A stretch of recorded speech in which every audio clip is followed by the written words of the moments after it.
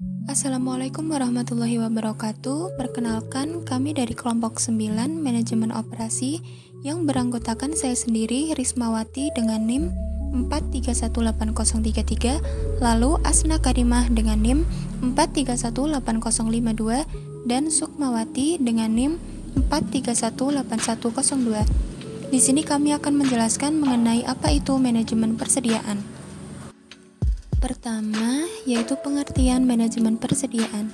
Manajemen persediaan adalah kegiatan yang berhubungan dengan perencanaan, pelaksanaan, dan pengawasan penentuan kebutuhan material sehingga kebutuhan operasi dapat dipenuhi pada waktunya, dan persediaan dapat ditekan secara optimal.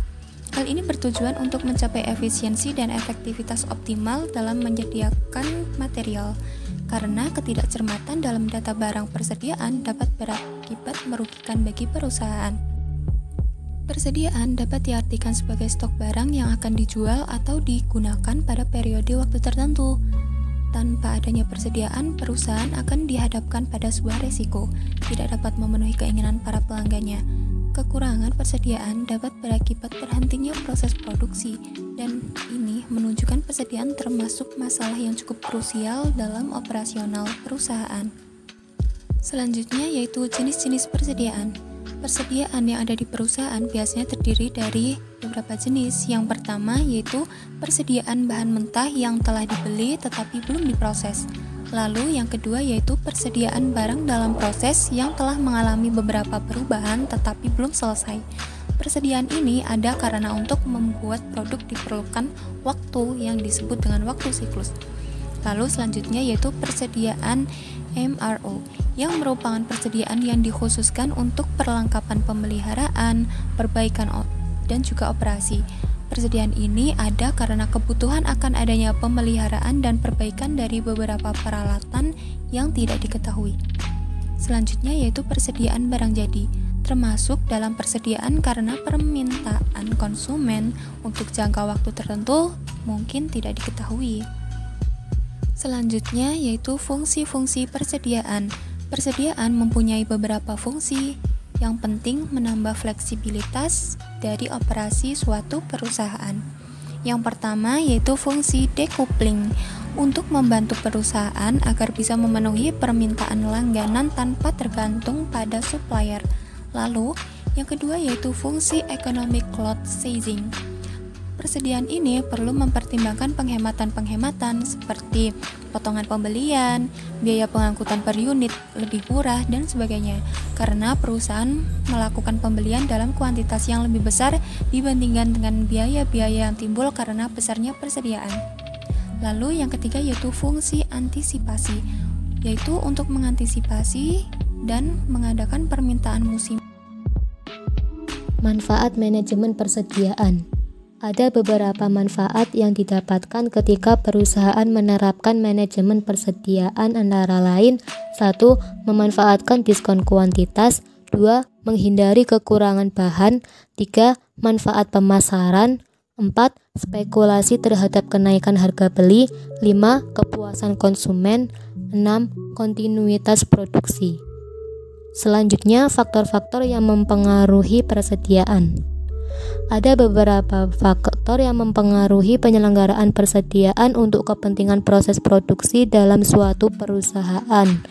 Faktor-faktor tersebut antara lain 1. Perkiraan pemakaian, merupakan perkiraan beberapa jumlah bahan baku yang akan digunakan oleh perusahaan untuk keperluan proses produksi yang akan datang. 2. Harga bahan baku. Harga bahan baku merupakan salah satu faktor penentu dalam kebijaksanaan persediaan, karena harga bahan baku merupakan dasar penyusunan perhitungan berapa besar dana yang disediakan untuk persediaan. 3. Biaya persediaan. Biaya-biaya penyelenggaraan bahan baku yang tersedia pada lokasi asal dari bahan baku yang dibutuhkan perusahaan. 4.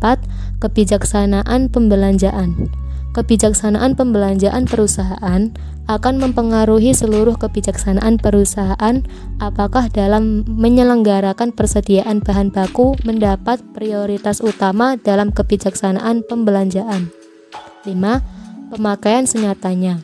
Pemakaian bahan baku senyatanya dari tahun ke tahun harus diperhatikan guna menyusun perkiraan kebutuhan bahan baku yang mendekati kenyataan. 6. Waktu tunggu. Waktu tunggu merupakan tenggang waktu yang ditentukan oleh perusahaan antara saat pemesanan bahan baku tersebut dilaksanakan dengan datangnya bahan baku yang dipesan sampai di pabrik. 7. Pembelian bahan baku merupakan pembelian bahan baku yang ada dalam perusahaan yang merupakan kegiatan rutin dilakukan oleh perusahaan. Untuk pembelian bahan baku selanjutnya, perusahaan akan mempertimbangkan panjang waktu tunggu yang diperlukan dalam pembelian bahan baku sehingga perusahaan dapat mendatangkan bahan baku dalam waktu yang tepat. Selanjutnya, pentingnya penyelenggaraan persediaan.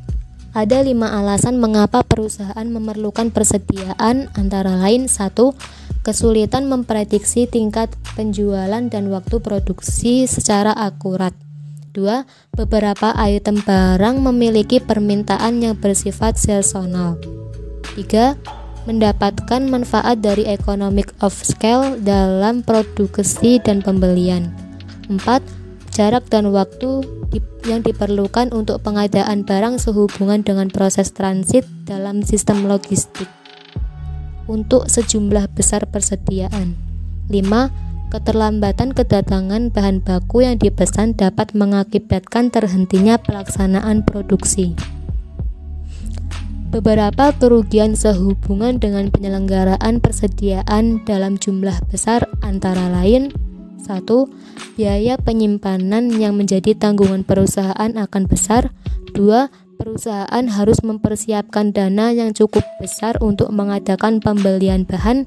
3. Tingginya biaya simpan dan investasi dalam persediaan akan mengakibatkan berkurangnya dana untuk pembiayaan dan investasi di bidang lain.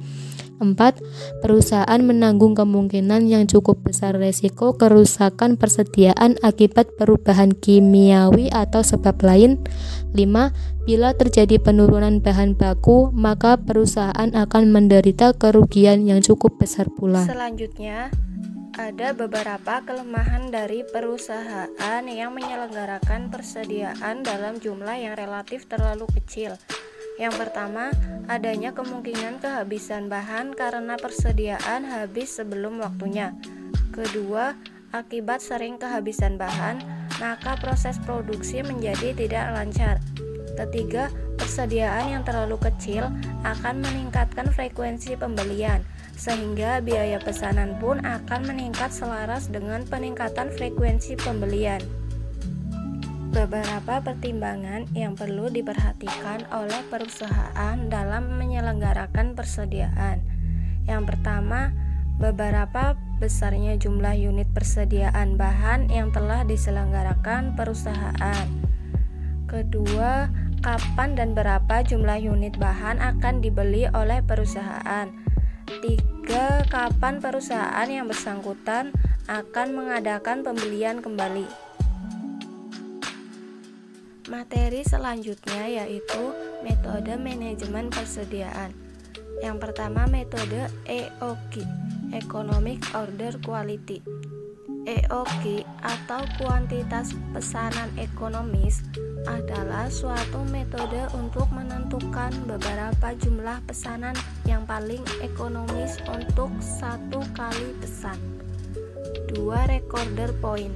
Recorder atau titik pemesanan kembali adalah saat persediaan mencapai titik di mana perlu dilakukan pemesanan kembali. Ketiga, safety stock. Safety stock atau persediaan pengamanan tambahan adalah suatu metode pengamanan tambahan.